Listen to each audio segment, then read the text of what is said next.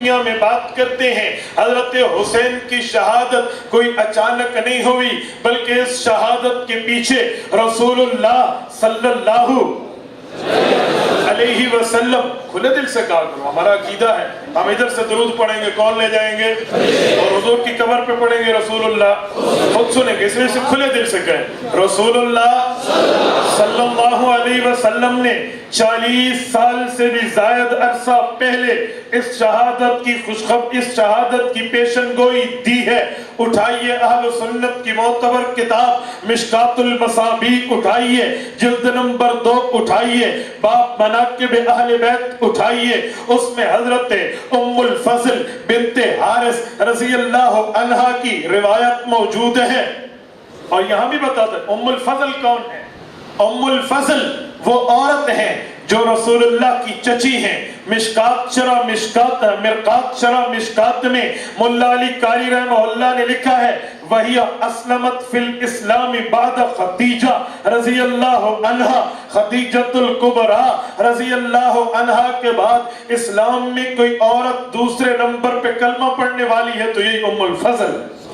یہ حضور پاک کی چچی بھی ہے، حضور پاک علیہ السلام کی سالی بھی ہے۔ منوال کے دوستوں ام الفضل کا نام آتا ہے، میرا جی چاہتا ہے میں ان کے لیے پوری بات کر دوں، توجہ رکھنا۔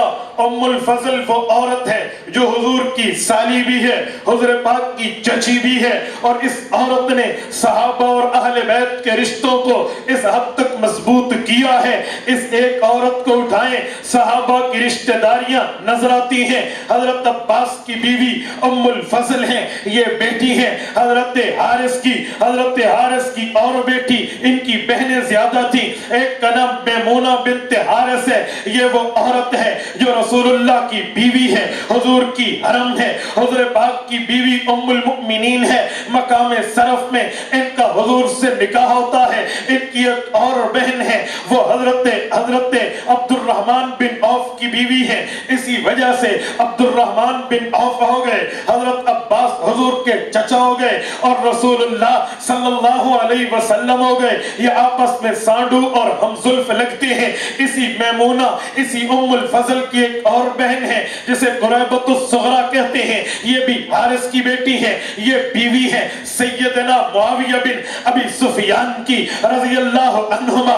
اسی وجہ سے حضرت معاویہ بھی حضور کے ہمزلف لگتے ہیں۔ ان کی ماں کا دودھ پینے والی ایک اور عورت ہے جس کا نام اسماء بنت امیس ہے، یہ بیوی ہے حضرت جعفر طیار رضی اللہ عنہ کی۔ ان کی شہادت کے بعد رشتہ ہوا ہے ابو بکر صدیق رضی اللہ عنہ سے۔ جب سیدہ فاطمہ الزہرا رضی اللہ عنہا دنیا سے رخصت ہوئی ہے، اسی صدیق کی بیوی، اسی ام الفضل کی رضائی بہن حضرت اسماء نے حضرت فاطمہ کو غسل دیا ہے۔ ہاں، اسی عورت نے حضرت فاطمہ کو بتایا تھا کہ ہم حبش میں جب ہجرت کے دن گزار رہے تھے، عورتوں کا جنازہ باپردہ نکلتا تھا۔ یہ بات سن کے سیدہ نے علی المرتضیٰ کو وصیت کی تھی، میرا جنازہ بھی پردے میں اٹھے، رات میں اٹھے۔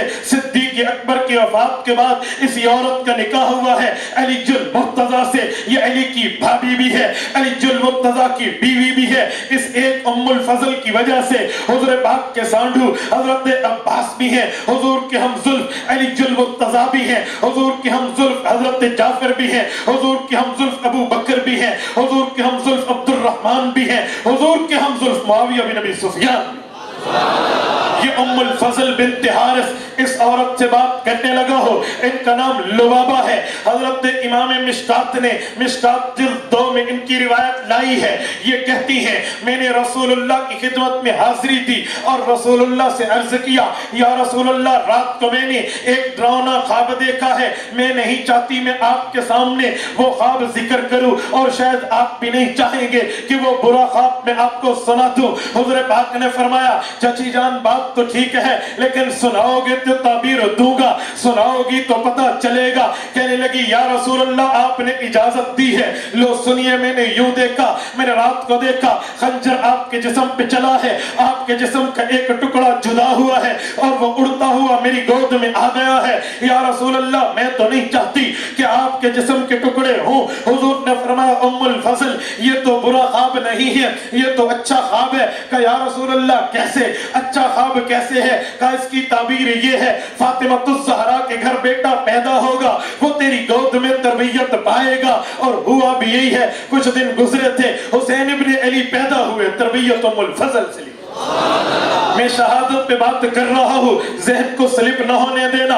حضرت ام الفضل فرماتی ہیں میں نے حضرت فاطمہ کے اس بیٹے کی جو ہے نا کیا کہتے ہیں وہ کی ہے تربیت کی تھی. جب تربیت کر کے ایک وقت آیا بڑے ہوئے حضور کی گود میں بیٹھے تھے, ایک عرصے کے بعد اس روایت کا دوسرا حصہ درمیان میں چھوڑتے ہوئے پڑھ رہا ہوں. فرمانے لگی حسین ابن علی چلنے والے ہو گئے تھے, حضور کی گود میں بیٹھے تھے. میں حضور کی زیارت کے لیے حضور کے گھر گئی, میں نے دیکھا رسول اللہ صلی اللہ علیہ وسلم کے لیے کہتی ہیں رأیت رسول اللہ وعینا رسول اللہ یحرکان الدموع. حضور پاک علیہ السلام کی دونوں آنکھیں آنسوؤں سے تر بتر ہیں, حضور کے آنسو مبارک ٹپک ٹپک کر زمین پہ گر رہے ہیں. میں نے کہا مالک یا رسول اللہ ما یبکی, کس چیز نے آپ کو رلایا ہے؟ میری حضور پاک علیہ السلام مجھے کہنے لگے میری چچی اتانی جبرائیل فاخبرنی ان امتی ستقتل ابنی, مجھے جبرائیل آئے تھے ابھی آ کر خبر دے گئے میرے اس بیٹے کو امت کے لوگ قتل کریں گے. فقلت ھذا فقال نعم, میں نے پھر پوچھا کیا اسی حسین کا قتل کریں گے؟ انہوں نے کہا جی ہاں. واتانی تربت حمرا, اور مجھے حضرت جبرائیل نے حضرت حسین جس جگہ قتل ہوں گے وہ سرخ مٹی اٹھا کر دکھا دی. یہ مشکات اہل سنت کی کتاب ہے, صحیح سند سے روایت پڑھ رہا ہوں. ذرا آگے چلتے ہیں. حضور پاک علیہ الصلوۃ والسلام اس کے لیے ایک بات فرماتے ہیں, آپ اٹھائیے مسند احمد میں امام احمد ابن محمد ابن حسن شیبانی احمد ابن محمد ابن حنبل شیبانی رحمہ اللہ نے ایک روایت ذکر کی ہے. حضرت یعلا العامری فرماتے ہیں رسول اللہ ایک دعوت میں تشریف لے گئے, ہم بھی حضور کے ساتھ ہیں, حضرت حسین بھی ساتھ تھے. حضرت حسین بچوں کے ساتھ کھیل رہے, حضور نے چاہا کہ پکڑ لوں پر حسین نکل جاتے, پھر چاہا پکڑوں پھر حسین نکل جاتے.